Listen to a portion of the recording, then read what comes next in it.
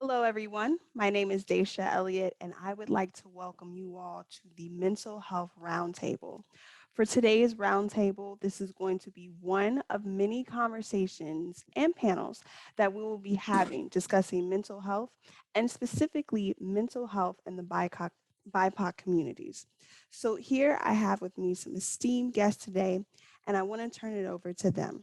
Well, first of all, I'm Thomas W. DORTCH III, better known as TREY, and I'm actually coming in as a student. I'm eager to learn and hear everyone's stories and their point of view on what's going on in the mental health space. I am the CEO of the Pantherum company. It's a health and wellness company out of Atlanta, Georgia. But once again, I'm here as a student. I'm eager to learn. I'm very excited, and I'll turn it over to our first official guest, Miss Paige Gaines. Um, we could not do your introduction any justice, so we always like to allow our guests to introduce themselves. Um, so yes, Miss Paige Gaines. Oh, awesome. I didn't know if it was me or not. So perfect. So my name is Paige Gaines, and I am the CEO and founder of 911 Sane Jane. You can also call me Sane Jane, so AKA SJ. And I'm an individual that has lived experience. I live with a mental health diagnosis. I am a suicide survivor, and I really just love sharing my story. And I'm here to offer any, any words of wisdom, anything that I can give that I've learned just from living with a diagnosis, anything that I can do to give back. And that's what I do. That's why I'm here. All right, thank you for that introduction. Um, Next, we have Miss QIANA Howell. How are you doing? I'm good. How you doing? I'm QIANA Howell. I am the founder and CEO of Empowered to Heal. I am a master's level therapist where I do provide therapy and life coaching services through my company, and also share other mental health awareness by way of books, speaking engagements, and you name it, whatever I can to help provide mental health education and awareness. Well, I have to say this, and this is not part of the program, but Miss Howell is being modest. Personally, she helped save my life, and that's something we'll get into at some point. If not today, I'm definitely gonna get that out there one day. But she helped save my life, and uh, definitely Miss Gaines too as well. Like your story is compelling. It's not too many people I know in my space where I come from who are very open with those struggles, and I know telling your story has saved a lot of lives and talked people out of doing self-harm and other things. So I really appreciate both of you for being here. And I just had to throw that in there. I couldn't go on without saying it. I love it. And I think that's important. So just to reiterate again, I'm Daisha Elliott, and I'm a doctoral student at Clark Atlanta University. I am studying in the Whitney M. Young Jr. School of Social Work, and I also am researching mental health and technology. And so, along with Thomas, I am here as a student, but a researcher, and wanting to make sure that we promote, bring awareness, and definitely help our mental health professionals and our advocates, you know, get what resources need to be out there so that we as a people, we as a nation, we as a community can move forward. So the way that this conversation is going to go, we just kind of wanted to go over these statistics that haven't really changed much historically, at least from what I'm seeing. And then we're going to go into, you know, the meat and potatoes of mental health and what that looks like. So, just for the sake of the audience, I'm going to run past these numbers. And so it says that um, for the Hispanic population, right, you have 18.3% of them that are Latino. And out of that, 16% of that population is reporting to have had some type of mental illness within the past year. For African Americans, we're 13.4% of the United States population. And again, you have at least 16% of us or more, right, that have reported mental illness in the past year. And those are just two big statistics. Another one I want to bring to the forefront is that in college, there's at least 1 in 4 individuals who will have some type of reported anxiety, mental disability, anything of that nature. And so when we look at those statistics across the nation and across those different communities, um, that helps us kind of get into that first question. And so, TREY, if you can go ahead and introduce our first question and we can get everybody's opinion on that. Okay, before I even ask that question, I think we all know that those numbers still are low. A lot of people do not report those true numbers. They don't report having any issues at all.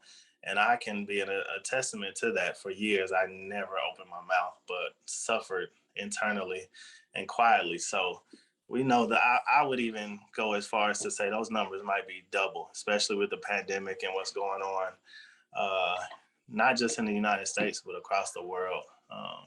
So I had to say that first. But, going into the first question, the question that I want to ask is how you all personally got into the mental health space. I know we heard a little bit, but please go into detail about how you just got into not just dealing with mental health personally, but how you became an advocate or how your work began in the mental health space. You can go first, Paige. Okay. Oh gosh. Okay. So I started, like I said, I live with a mental health diagnosis, but my actual journey to getting into mental health fields, I got a link via Twitter and it gave me the option of writing my story and they would publish it. And I was like, okay, like they're probably not going to publish it, but this is my time just to kind of step out and see what happens. It's my time to advocate. And I did so, and they actually did publish it. And I just saw my picture all over the internet and I got so excited. But what was more exciting was actually me sharing it with my family and my friends and getting such great feedback. And all of it wasn't good. Some people are like, why are you sharing family secrets? Why are you doing this? Why are you doing that? But getting such the great feedback that I got, it really encouraged me and gave me that stamp of approval that I had to keep going. And so from there forward, I just started doing speaking engagements and holding workshops and different trainings and things like that. And I really became obsessed with mental health. I became obsessed with trainings. I became obsessed with the education, learning the language, and really just becoming a resource for our community. So that's really, it just started with the Twitter link for me, outside of my own mental health challenges that I did have and that I still live with. But it's just grown into something that's beautiful now. And I really do appreciate being in this field. I did not go to college for it, but I landed here and I'm okay with that.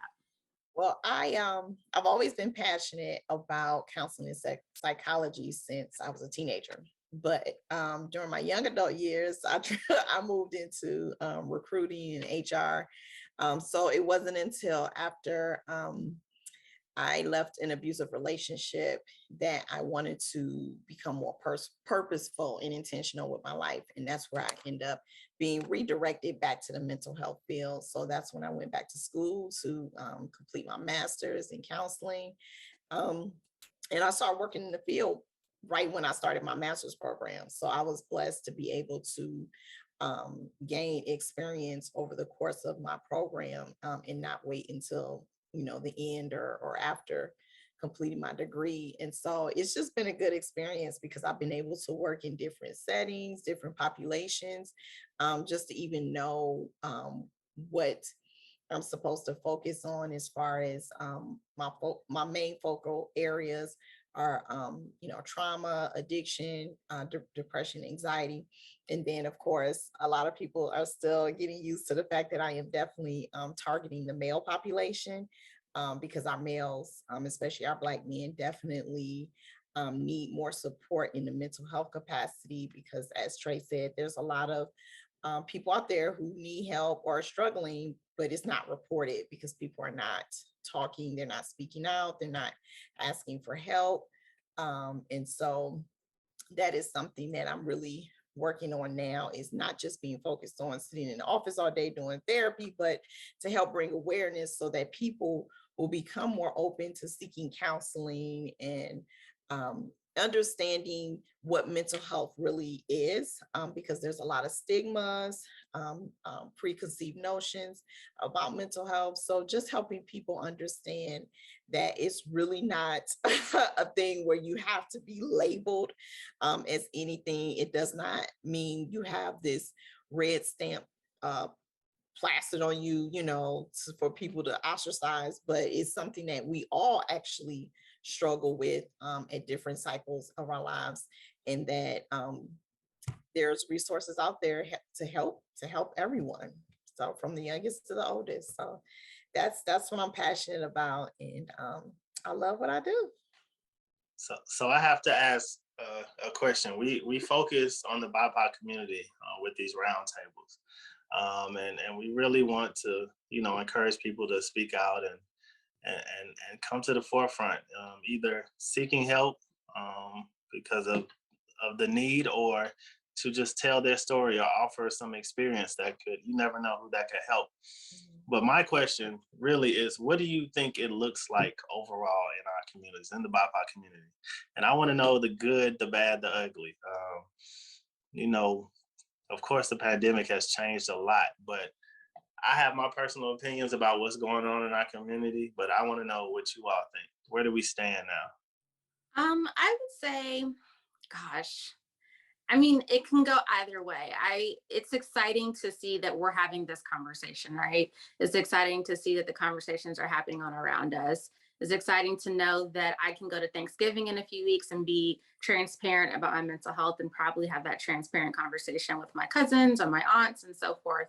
But I also think there's still a lot of stigma, and there's still a lot of silence to where people aren't talking about it and they're not comfortable with saying, hey, and it's not even just about depression and anxiety. We all have mental health, right? So we all have to learn to be proactive when dealing with it and maintaining it, staying healthy the same way we do with our physical health. So I think trying to normalize the conversation, the more we keep this conversation going, the more we talk about it, the better it's going to be. So I know I'm just very optimistic. So I know that there's still a lot of work to be done, but I like to give credit to where credit's due. So we're all on this call tonight. We're all in this roundtable having this conversation. And again, the conversation is happening around us. So I definitely think a lot of great work is being done. And I think it's important to highlight that and to use it as encouragement and fuel to keep going and to keep moving. I agree with Paige. Normalizing conversations just even in our families, in our family structures, having conversations with your children, having a conversation with your parents, your siblings. I know for me, once I start becoming more outspoken about it, even my family members start becoming more open to seeking therapy. And then it helped because, for me, just even as I learn and grow in the field, I was able to be like, identify, issues that were in our family as far as genetic factors, as far as, okay, well, just like if I'm talking with a client and we're asking about their family history, it applies to me as well. And so being able to see, oh, so depression runs in my family, or a lot of people in my family struggle with anxiety. And so being able to know how to identify, different things in your family structure, and having those conversations with them and getting them to the space where they're comfortable to seek help and support in those areas. And then if there's something more severe like bipolar or schizophrenia, understanding what are the community resources that are available to help support your family members that may need more intensive care on a regular basis versus, because sometimes medications need to be involved, case management. Some people may need to go to homes or, mental health facilities for a short period of time or whatever, but being able to become more familiar with what are the resources that are available, because again, we have a lot of resources out there that are untapped because people just don't know. They don't know what to do. I learned that even working in the hospital, we'll talk to family members and let them know what community resources are available in the area to help support their loved ones that were dealing with more severe mental health issues. And they were like, we just been just letting them be, oh, if they want to run out in the street naked every 2 months, we just do it and bring them back in, but understanding that there are medications, you can assign them, to psychiatrists, like I said, connecting them with case managers who can come check on your loved ones on a weekly basis to make sure that they're eating, they're taking their medications on schedule, and just different things. And so it's important that we do normalize the conversations that we have with our family, with our friends, with our colleagues, because we are encountering or engaging with people every day who have these struggles and they just don't know what to do. They really don't. And so they just suffer in silence. A lot of people, and that does lead to the high rate of suicide attempts or actual suicide rates, where people actually, are successful in, terminating their lives. And so at the end of the day, it's getting people to understand that they are not alone, and that they can get help and that it's out there for them. I think a few points to take from what everybody's saying, right, is it's personal, right? There's family. A bit of it too may center around faith. And definitely as a researcher, I've seen how things have come through different policies. And I know on my end, my first experience was, having an aunt call me for money because she realized that, you know, she wasn't able to afford her medication. And without it, those suicidal thoughts were, surfacing. And so having that experience as a teenager and then walking into adulthood and, having maybe, that best friend or that intimate relationship where, hey, there's something not on the up and up, or, sometimes you're up and sometimes you're down. And I don't know if it's me. I don't, so going through those different experiences, and then you get the education, you get the awareness, right? And then you have advocates such as yourself that are bold and courageous and say, hey, this has been my experience, or this is, there's an actual scientific or biological reason for this. And also from a policy standpoint, if we look at the way that the laws, especially in the US, have been centered around like mental health facilities, going from state hospitals to community health centers, and that confusing process in between. I think, as you mentioned, QIANA, not really knowing, okay, what should we do with this family member? Or if you don't have family, right, where are you going? And sadly enough, we see where, okay, that's affected, like you mentioned, the suicide rates, also homelessness, and when we look at the criminal rates as well, and oftentimes we'll see that that mental illness was one of the factors that led to that. So I think that's something that we just have to be aware of. It's like, yes, I think it's a little bit more acceptable to talk about it, but I feel that we still have ways to go, and generational stigmas that we have to address as well. And I think one of the next things we really want to know outside of our own family, because you're talking about policies and things of that nature, what are some of those other barriers that you see, especially in our community? I mean, we already know ourselves, us and our family members, we're our own barrier when it comes to speaking out and talking. But what are those other barriers that we often have to fight when it comes to policy and government and things of that nature?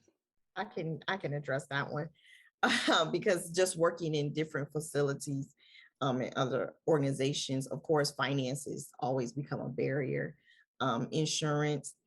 And one of the things I had to learn, which still turns me off to this day, is that even if you have insurance, insurance still isn't necessarily being a strong advocate for you to get the mental health intervention that you need. They set limitations and barriers into how much treatment you could receive under their coverage before you have to pay out of pocket. And a lot of times, those a lot of individuals, they're counting on insurance to cover those costs because they can't afford it, especially if they need to be a part of a recovery program or some type of residential program or a mental health hospital, and they have to be there for a certain period of time. Like for instance, the mental health hospital, they give you 3 to 7 days average to basically get yourself together, and then they just push you back out on the street. And we have to keep like fluffing up the nose to justify, the severe need for continued coverage. Even with an addiction recovery program, they usually start off with only wanting to give you 30 days coverage. Well, you're talking about somebody that battled with addiction for years. They're not going to like be cured and healed from addiction in 30 days. Okay. And so just the limitations with, just the available resources financially. So a lot of times people, get stuck in that cycle of not being able to afford to pay for services. And so that was something that I was really, really conscious about, even in my own business, because I was like, I just saw such a great need and I just didn't want to be a part of, the providers out here that says, okay, I can't provide you this service because I'm charging you this. So I've had clients where I've had to work with them or give them time, to pay, because at the end of the day, my priority is to help you strengthen your mental health, not collect a paycheck. But unfortunately, we live in this society right now, a lot of organizations that becomes a priority. And so people feel that energy, they pick up on that. And so for them, it just turns them off and puts them in a space where they don't even want to pursue the help, because they feel like it's just not out here for me. So I won't even try anymore. It's too much of a fight. So Do you feel that that even children have, a way to address mental disability or mental illness? Or do you feel like, hey, it doesn't matter if you're young or old, there still may be either that financial gap or that education gap?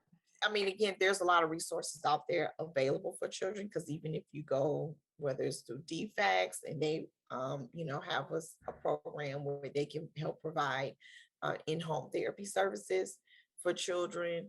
Of course, all the mental health facilities have a, youth wing, because some of them, it just depends on what age. Most of the time, no, it starts at age 11. And then for the younger population, there's different agencies that may cater to, someone that may be between the first and fifth grade year age gap. But a lot of times, sometimes it's the parents, not wanting to face the reality that, my child needs help, my child needs mental health intervention, my child needs therapy, because sometimes their fear is the struggles that my child may be facing may come back to pointing to me, you know what I mean? And their unwillingness to deal with whatever those issues may be, or not accepting that your child may have an actual mental illness that you have to, now be supportive of, and getting them, more intensive treatment. Like I said, sometimes medications. Now, there are some diagnoses that a child can be too young to be diagnosed. So it is important, again, to educate yourself, because I've seen cases where children were diagnosed with a mental illness, and I'm like, they can't because they were too young to have that label placed on them. And it's usually a misdiagnosis. And so it's not until they get older, and other things happen, that they may get access to, providers that can realize, okay, this person was misdiagnosed. They have this issue, but they don't have that one. But here it is, they've been dealing with, now this stigma, or this tag on their back for years, taking the wrong medication, so forth. And so it's just important for us to be more open to reading, and listening to platforms like this, just different things that gives you an opportunity to hear and learn more about mental health and understand what it really is, and taking away at the stigmas, the stereotypes. You know, I remember sitting in one program and the guy was like, I'm not crazy, so I don't have these issues. And I'm saying, it's not, don't think of it like that. It's not about that you're crazy. It's just the fact that you have this struggle. This person's struggle may be different from yours, but you don't get to turn your nose up at them, you know, because at the end of the day, you guys are both here at the same place at the same time, getting help.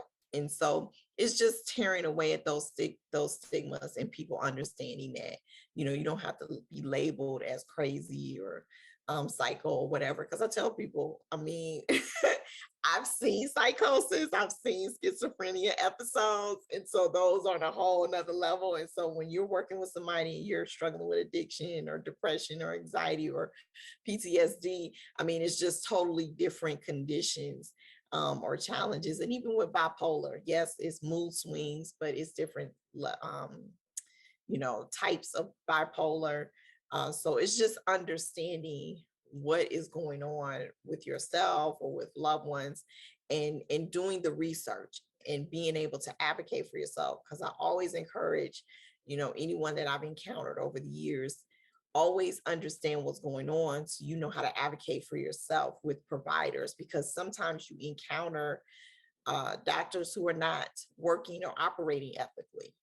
And you may end up again getting misdiagnosed, or you may end up getting prescribed the wrong medications that makes your condition worse. And so it's you being able to say, you know, hey, I'm feeling this way when I take these medications. Because I hear so many people say, well, it was the doctor, I just took what they said.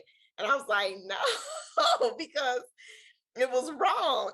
And now you're even more, you know, messed up, because now you're dealing with issues unnecessarily because you might have been prescribed the wrong medication based off of misdiagnosis. And it's just, you know, again, being able to just do the research and ask questions and talking to professionals to get the education and knowledge that you need to help your children. So I know the question was around children, but yeah, it's just getting that understanding, because again, children are going to be relying on their parents or other adults that they're being raised by or interacted with, that they to help them and lead them to the resources they need, because children don't know where to go. So, you know, just being able to get adults to understand that. I know I thought that was an amazing answer. And I love the fact that you mentioned that there can be a misdiagnosis, or, you know, there's a certain age period in time in which the right type of diagnosis can even be given. I think that's super key.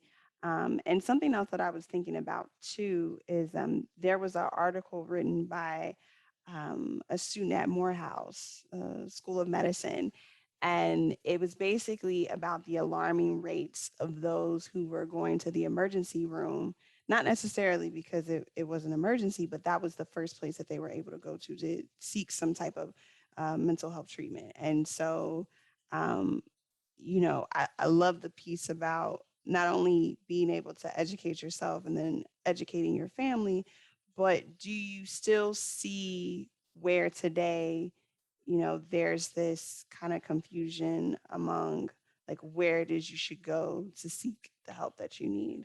Um, so I worked in a mental health hospital. And so of course, most of our patients were transferred from an emergency room. And so, yeah, you're right. I mean, sometimes they send people and we're like, we don't know why they sent them here, but now they got to be here for a minimum of 3 days. Whereas I've heard of instances where someone who needed to possibly be transferred to a mental health facility were turned away and sent back out on the street. And then, like you said, that can sometimes leads to, you know, issues with the police, because if the police encounter you in the middle of an episode, you know, and they don't have an awareness that you're dealing with mental health, you know, it could end badly, you know, because they're just looking at you as someone being volatile as opposed to someone who's really battling in their mind. And so and again, education needs to be, you know, strengthened even across our police departments, you know, so that they can get a better understanding of when they encounter someone, is this person dealing with a mental illness, or is this person really just being combative or, not compliant? Because a lot of times they do encounter people who really are battling with mental health issues, and they're mishandling them and mistreating them. And that, again, tends to end in negative outcomes. So being able to provide more education even across the board in our health field, our healthcare field, so that everybody knows how to cross over and actually collaborate and work together versus everybody keep staying in the separate entities. Because again, if you're working at a traditional hospital, why wouldn't you be familiar with mental health, knowing that you may refer people to a mental health facility? Like, it has to, the understanding has to be present. And so that's, a breakdown. It's just lack of knowledge. A lot of times it's just lack of knowledge.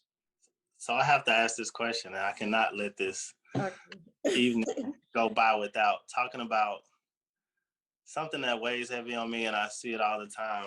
Is getting our men, our fellas, and I know you focus on that, QIANA. I'll be honest, Paige, I saw your story and what you had going on through just, social media and everything.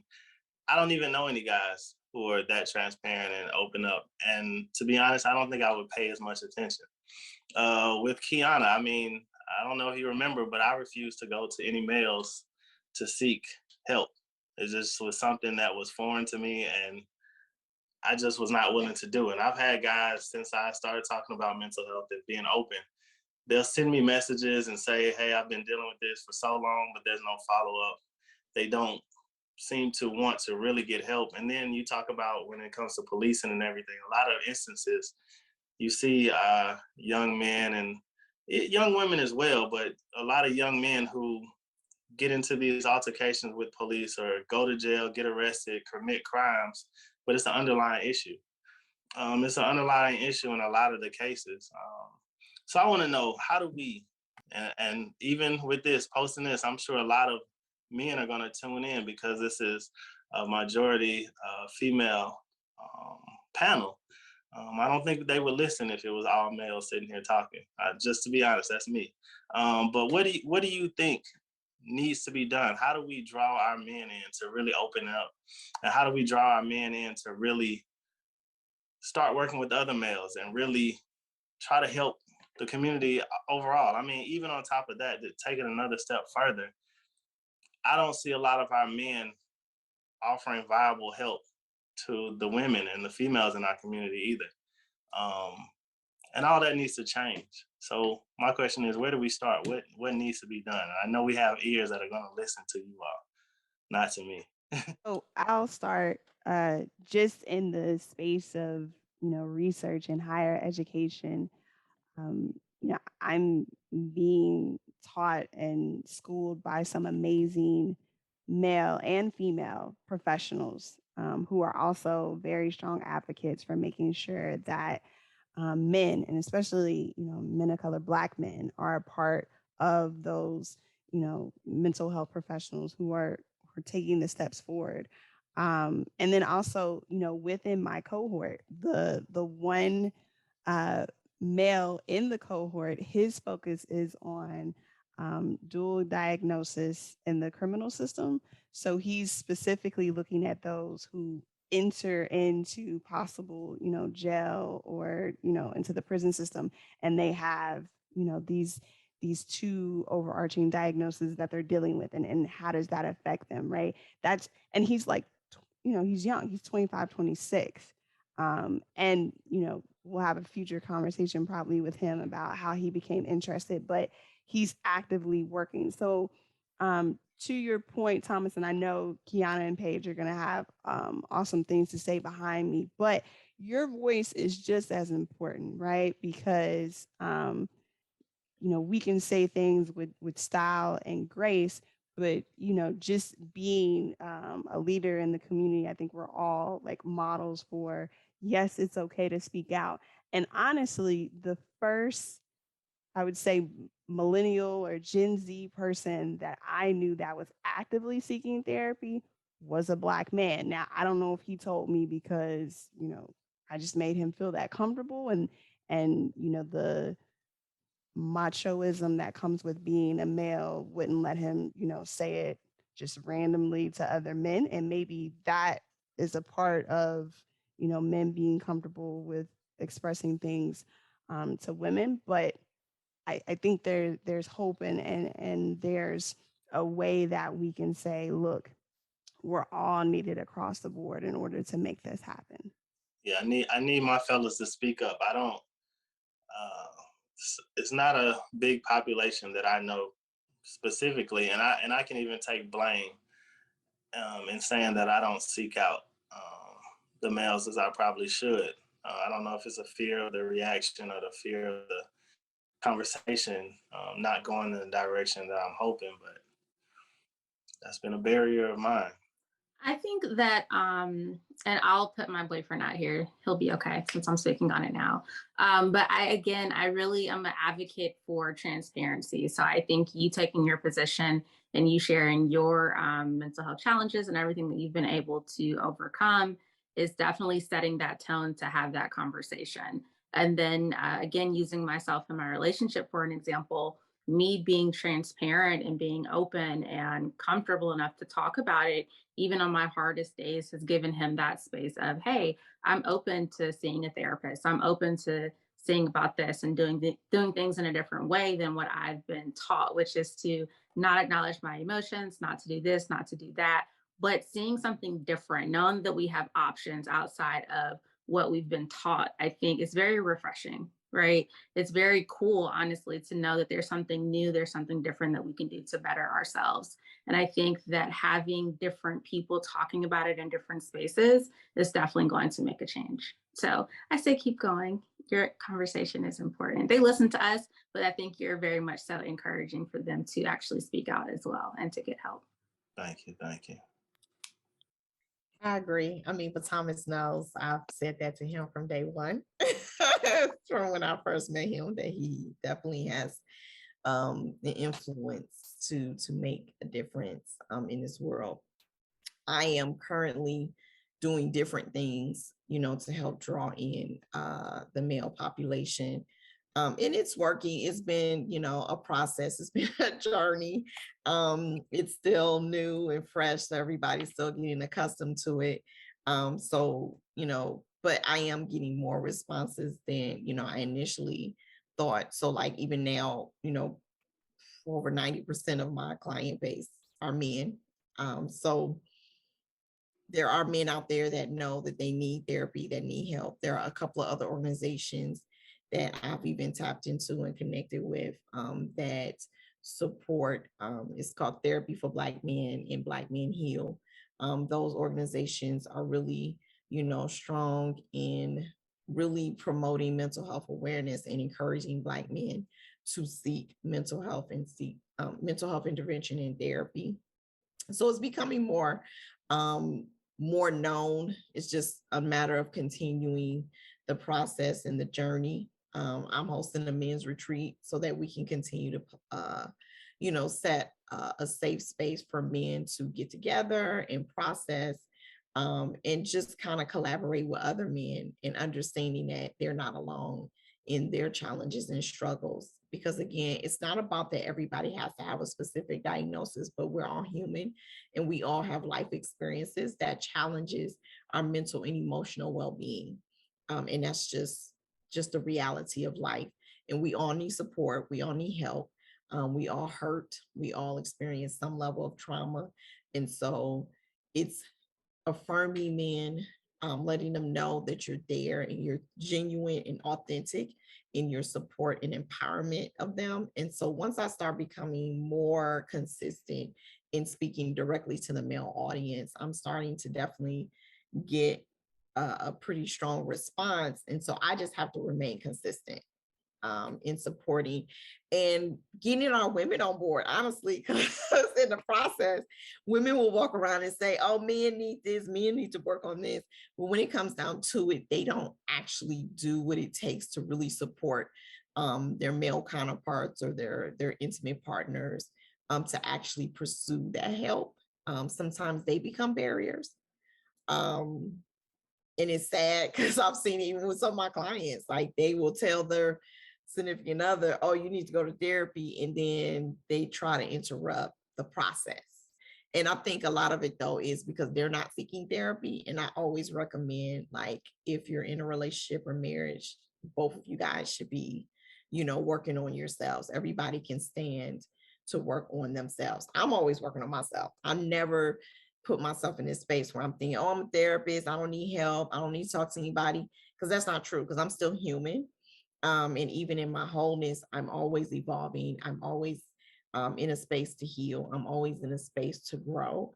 And so I always make it clear to people that just like I'm still open and willing to continue to seek help and counsel from others, you should too, because it's just a helpful addition to your life flow as you work to grow and pursue certain goals and your passion and your purpose. It's always good to have those supports in place. And so I kind of try to make it user friendly like that so that people will be more open to engaging and pursuing that help. So it's just a matter of consistency with doing the efforts to tap into men, because I've seen so many start and stop efforts where men are targeted and they'll do something one time and then that's it. Men want to see consistency. So if they don't see you consistently trying to reach out to them and trying to connect with them, they don't take you seriously. So that's the thing that I'm really learning even in this journey. Oh yeah. Go ahead, Daisha. Well, I think to me, I was just wondering, I'm like, okay, how is it that I feel like maybe this is a question for QIANA. How is it that you're able to connect with men of different generations? Or do you notice that it's, maybe mostly millennials or, 40 to 50? Like, if you could share that information, because I would just love to see, like, is there, a part of the male population that we're just still having trouble getting hardly any responses at all, or just, the younger they go, the more open? I just kind of wonder where the easiness is for that. It is the younger, the millennials definitely. Generation X is there as well. They've become a little more open. Those over 50, they tend to be a little more, I would say over 55. That may be a little more resistant because then the millennials and the Generation X will say, my dad needs it too, but he won't come. But so of course, the older I have though worked with men over 55. Not a lot, but I've worked with a couple. And honestly, those were primarily individuals that were in ministry, ministry leaders. And that's probably because they counsel a lot. And so for them, it was needing an outlet to receive, counseling for themselves, because again, they're carrying and picking up everybody else's problems and weight, emotional weight, and then they don't have a space to offload. So it is continuing to tap into certain generations and populations that will become more open, because again, I'm with Thomas. You can meet and talk to people every day that will acknowledge the need for help, that acknowledge, I need to work on this, I need to change this, but they won't follow through. And so that's just the unfortunate culture of our society in general, is people not need to follow through with the things that they really know they need the most. Because unfortunately, I will go somewhere and I will see everybody's going to buy into anything that makes you look good physically. If I started a business selling lashes tomorrow, I'll probably be a millionaire by by the end of the year, just selling lashes. But I'm doing mental health. I'm selling mental health, and the process is moving a little much slower. And not because people don't know, like the person that's buying lashes from me will know. I got trauma, I got, you know, things I'm dealing with. I tried to kill myself 3 times. Like whatever they will give you a laundry list of all what I know is wrong and that I need to work on. But instead, I'm going to spend $100 on these lashes and I'm not going to give you the 100 for this counseling session. So it's helping us reset the tone of society of prioritizing our mental and emotional well-being over our style and attire and how we look and how we flex and all of that. Like just helping people change their mindsets and understanding what are the priorities really in life. That's a good point. I've been on this sober journey, and when I talk about the changes I've seen when you stop not just indulging, but when you stop spending money on frivolous things and start investing in yourself, I mean, your life just takes a complete 180. And I don't think people even stop to realize that, you know, you just take a chance. I start even budgeting and showing that over a month of not going out, not partying, not doing X, Y, and Z, and really take that money and invest in self-care. It's a life changer. But yeah, people seem to want that quick fix, and that's that quick fix. You know, that healing process is not overnight. So that's not a comfortable process, and that's not something you want to spend your money on a lot of times because it's no quick return. But you know, it's something that really needs to be addressed and changed. But another thing I heard a lot in this conversation, we talked about family, we talked about significant others, we talk about friends, or just people you have in your life. And I don't know if this is the appropriate time to dive into it, but I have been reading nonstop about codependency, and this is a thing that was just brought to me. If you go into, especially the BIPOC communities, I don't think I've ever heard a person say that word until recently. And I think this is a major issue. Our family members, our friends, significant others play a very major role in what's going on with mental health for the individual and for themselves as well. Um, I want to know if anybody can speak on codependency, and do you feel that plays a major factor within our communities? I'm trying to let the other ladies speak.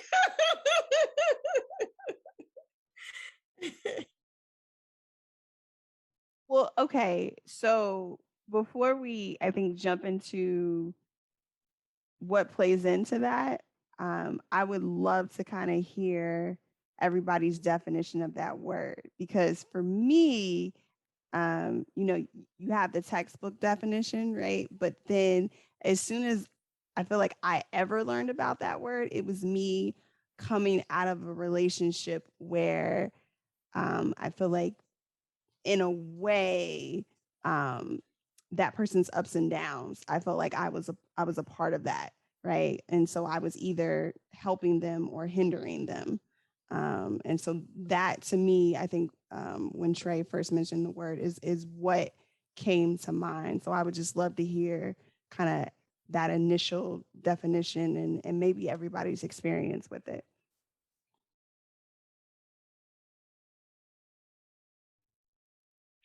Well, for me, I mean, like I said, we could go into the formal definition, but I think just for me, QIANA, in layman's terms, is the enablement factor.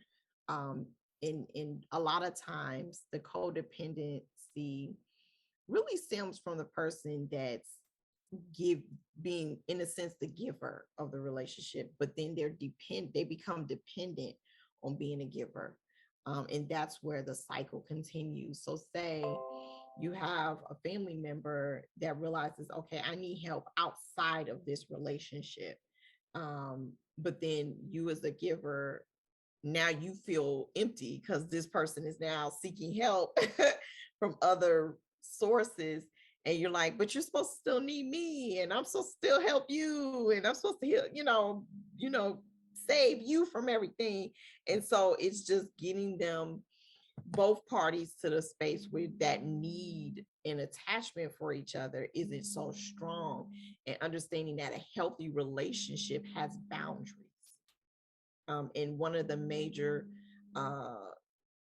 components of healthy boundaries is being able to say no and sticking with it and saying, no, this is not good. No, we can't do this.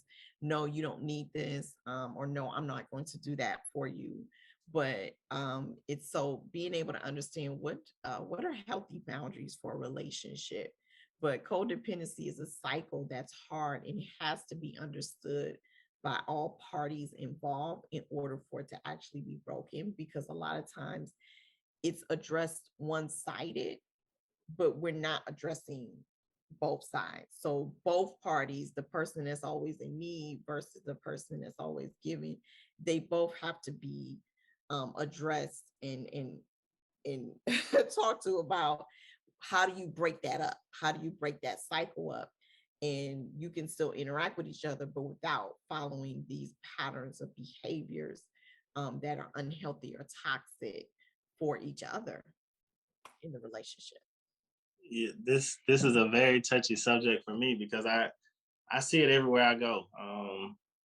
Being a person that's deals with substance abuse and mental health, I have family members who enabled me and took care of me, and you could see it weighing on them. So even me myself, I think some of that started with me seeing my family being so much of givers and doing for others. I started doing it to the point that I couldn't stop, and it hurt me. And I think it kind of at times destroys a lot of family dynamics, a lot of relationships. But a lot of people are not even aware of the fact that they're codependent or they're in this situation because it's not something that's talked about widely.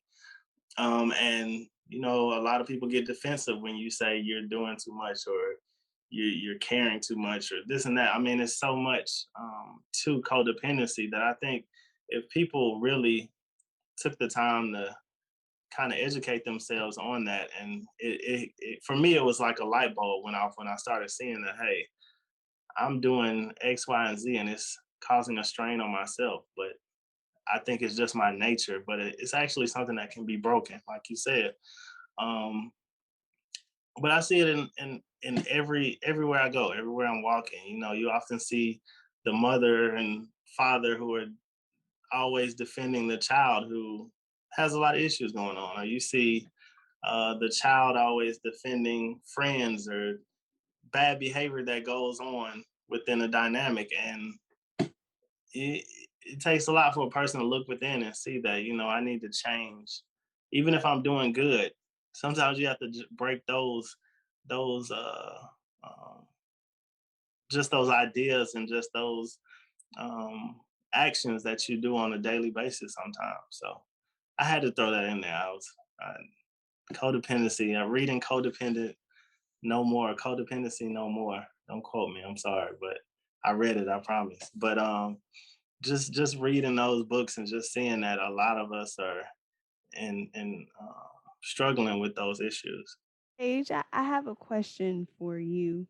Um, I'm curious, when you found the link on Twitter and you started to share your story, um, can you go a little bit more into, I guess, when you had the face-to-face conversations with maybe those who were affected by what you wrote the most? Can you kind of talk a little bit more about like that interaction, or maybe how your friends responded to you? I know that you said you had some positive experiences, but I'm asking for those who, you know, maybe after this conversation that they're gonna go have to have that talk, right, and kind of help them understand, you know, what they should expect or what they'll walk into. Sure. So I took a pretty dramatic leap when it came to coming out about my mental health challenges and my diagnosis. But the conversation, gosh, it went from I'm proud of you and I wish I would have known, I wish I would have done this better, I wish I would have done this, you know, things like that. And then it went to, like I said, family members that were like, well, why are you telling our business? Right. And then it went to, well, I'm happy that you spoke out about this because I myself live with similar challenges. So again, it varied from person to person, but it was really more so for myself And I wanted to just have freedom and be okay with not being okay and being comfortable in that. And then the bigger and the biggest picture was that I knew it was for those that were living in silence. So it wasn't about me anymore. Like I had overcome a lot of things. I'd been a survivor of many different things. But at the end of the day, I knew that we weren't talking about it in our community. So I wanted to be that voice. I wanted to be that person to say, hey, like, it's okay that we have this conversation. If I have to be uncomfortable for a little bit, just to be okay for a long period of time, I'll do that. I'll take that, I'll take that on the chin, not a problem whatsoever. So I do encourage people.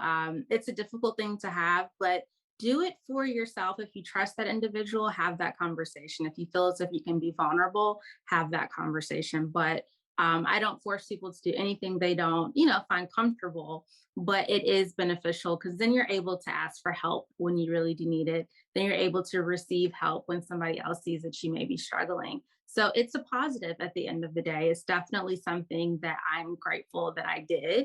I do get a lot of questions like, well, is it difficult for you to tell your story? Is it challenging? How does your family feel about it?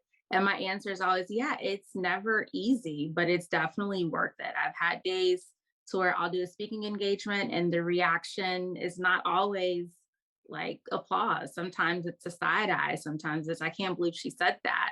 And I've had times to where that's hurt my feelings and I've cried, but it's always that one person that comes up afterwards. It's like, hey, I needed that. Thank you so much for sharing that. So it's for the bigger picture. It's for our community. It's for our people. And that's why I'm here. So yeah. I love it. Thank you. So I have one more thing. I just want to add. I know we had one more question, just to follow up. But I definitely like the points you made, and we're doing a lot. We're trying to service our community, help our community, work with those in the BIPOC community. But I've had great experiences with those outside of my community as well, and that was an eye opener for me. It's a motto that my father, myself, a lot of us live by, and it's there are people of our color not of our kind, and people of our kind that are not of our color. And I think I can apply it to a lot of situations. And that was something eye-opening to me when I was in a mental health facility and learning, how to recover and all of the processes. Somehow I gravitated to people that come from very different walks of life than me. Even though I come back and I'm definitely dedicated to my community because I see a larger need, we're a minority when it comes to seeking help.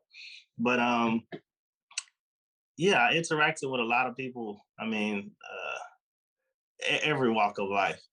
And I just wanted to know, have you all had experiences that are outside of the BIPOC community? And I'm hoping that you can encourage people, to broaden their reach as well, because I was so cut off. I was not willing to talk to anybody that didn't look like me, didn't act like me, didn't sound like me. But I've had some wonderful experiences outside of our community, and I think we can always look at others as resources and as as partners, as friends in the struggles that we have. I agree. I've had similar experiences, just even from my younger career days, where unfortunately, I got more support and mentorship from people that were not of my kind, which I, don't like, but I'm still going to always be an advocate for, of course, my African American culture and community. But I do understand that I can't limit myself to that community when it comes to even supports for myself or, people that I need to reach and talk to, because sometimes somebody may receive a message that I'm sharing that doesn't look like me, and they may receive it more than someone that does. And so just not me. I don't set limitations. I've never really set myself limitations on myself in my interactions when it comes to crossing over in different cultures. Um, I've just never flowed that way. So yeah, I mean, like I said, of course now I am really targeting Black men, because I know that we really, really need to get them in a space to tap into mental health interventions and awareness. But at the same time, I've never limited myself when it comes to crossing cultural barriers. That's just how I always flow. I think too, there's this saying, you may learn locally, but live globally, or practice globally. And so, um, and especially on the research side, there's a lot of just articles and science and tools and technology and things that are being created.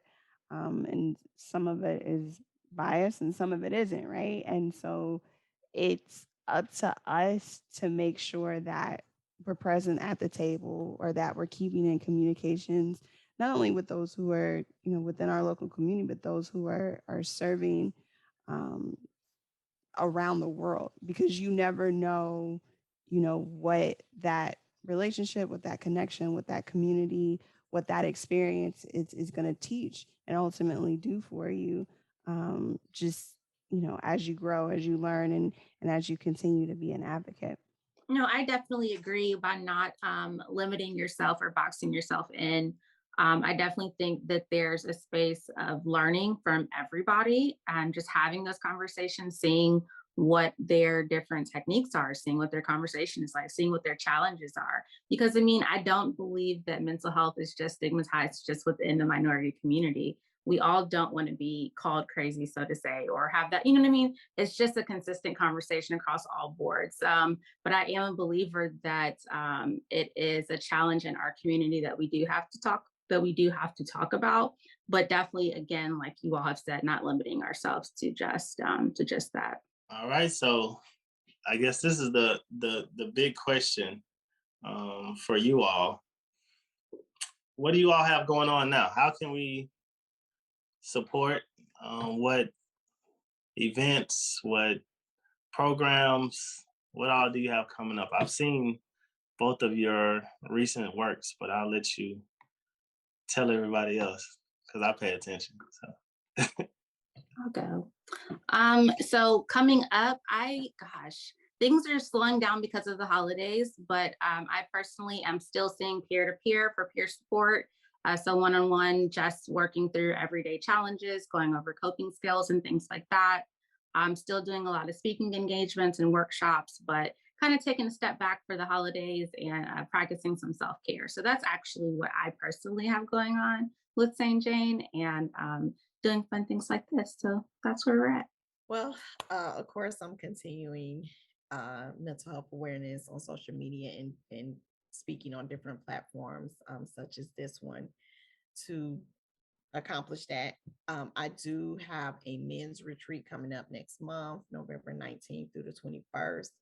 I'm excited, and yeah, it's going to be here in Georgia, but we are expecting, those to travel, some to travel from out of state. So I always keep telling people, don't limit yourself. I have a travel agent in place, and some other accommodations for those that are coming from another state and area, so that I can help make that a seamless process when it comes to your travel accommodations.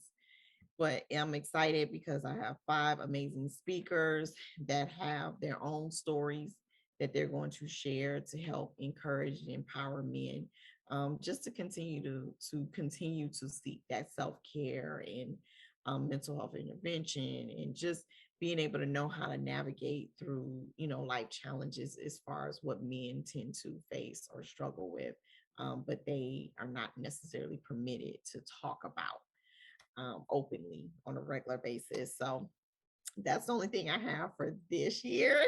I'm sure I got some other things that will be coming in the pipeline for the beginning of the year. well, I guess fortunately and unfortunately, I had a trip planned for that period, so I didn't sign up. But I have you on camera now, so I need to make sure that you still have a space open for me, because I will be signing up. Definitely. And Paige, I have 2 teenagers that I think would really be receptive to you. And so I'm gonna try to figure out how I can connect you with them. And once again, we're being recorded, so you can't really say no to me on here. You have to agree. Absolutely, absolutely. But no, seriously, I really enjoy and love the work that both of you all are doing. We'll continue to support in any way we can, and the work is very relevant, especially to what's going on. I have a house with 6 kids who are going through that mental health. I mean, change. I mean, I'm watching it before my eyes, and then of course myself, who struggles on a daily. But once I started to come out and speak on what's going on and be very transparent and vulnerable, which is another thing people don't like to do. But once I started doing those, taking those steps, life's been a lot easier. So once again, thank you for all the work that you do, because you all are making a very big difference in our community. Yeah, I definitely echo those sentiments. Ooh, amazing. So I know, Daisha, you're ready to make another big announcement that we have coming sooner than later with the BIPOC Mental Health Roundtable. Yeah, I'll just let you go into it. Sure. So, in addition to these conversations and these panels that we'll be having, we have a project that will launch next year. Within the project, we'll identify 4 deserving families that are in need of these mental health resources, and it'll be, a collective group of us who will be providing that assistance, and tracking their process.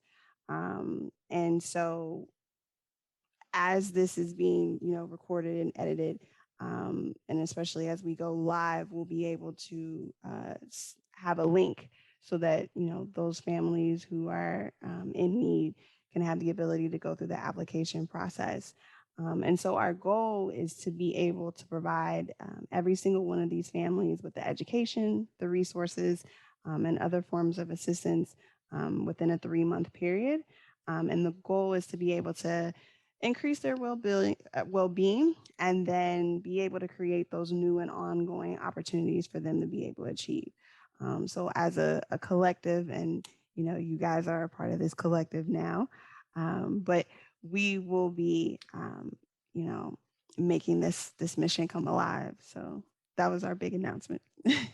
Yeah, as a part of the collective, we need people who can not just lend resources, who can give advice, who can speak from their specific industries, and we're going to do the legwork as far as getting the funding and bringing in a lot of what's needed. But we're going to do this. I think it's really important.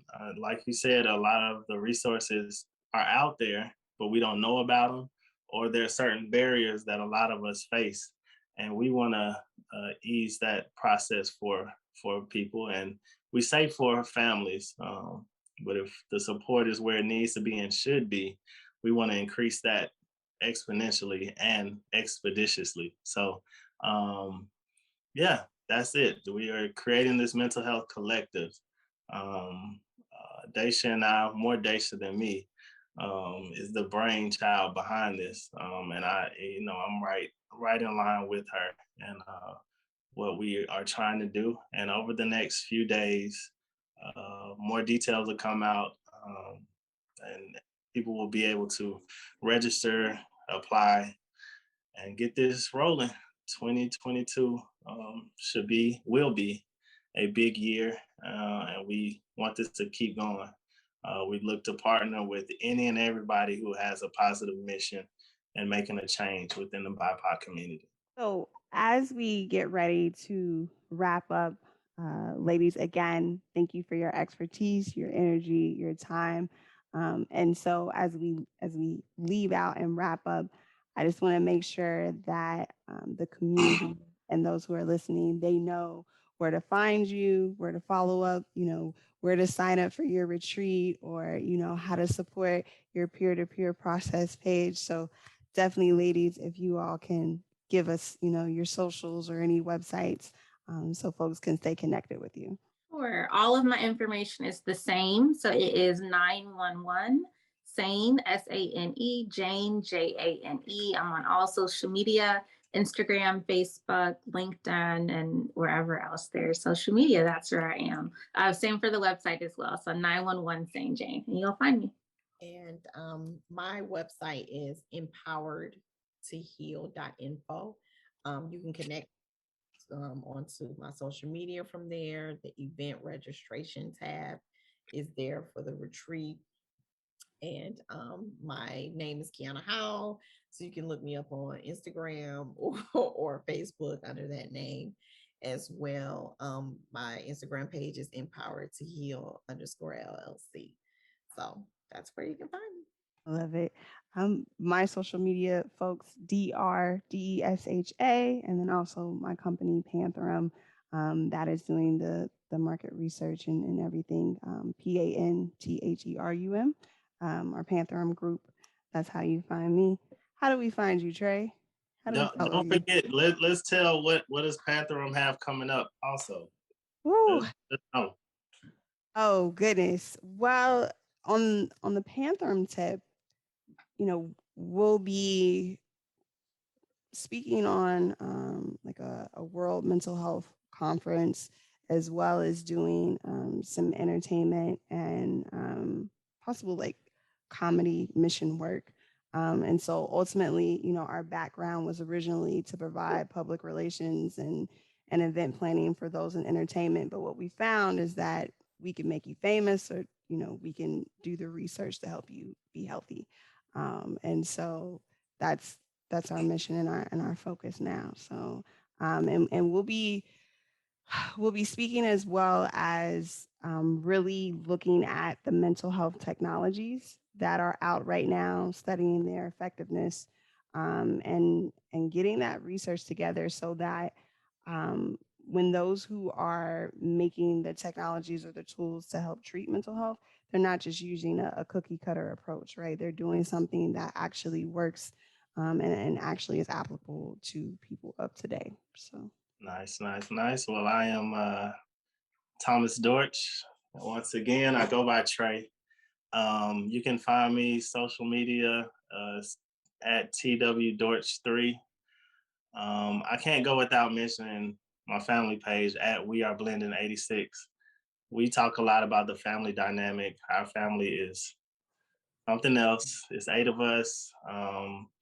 We have Hispanic as well as African American and a lot of other mixtures up in there. So we come from several different angles. So I had to put that out there so you can see how our family dynamic works, and we don't hold back any punches. So we definitely touch a lot on mental health. But my company, as you can see, the logo is the Prime Theory Company. It's a health and wellness company.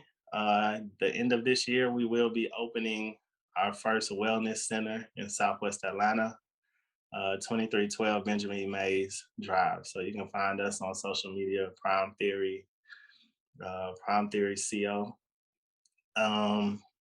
But yeah, that's my main focus right now, getting this wellness center in the heart of the underserved community of Atlanta, and continuing these conversations. I think they're very important. With time, we're going to start to get a lot of people to really come on, share their stories, and just get involved from many different aspects. So that's where we are. And we, once again, have to thank you all for coming on and spending time with us and sharing a wealth of information. And we got to keep this going, like I said. So we're excited about that as well.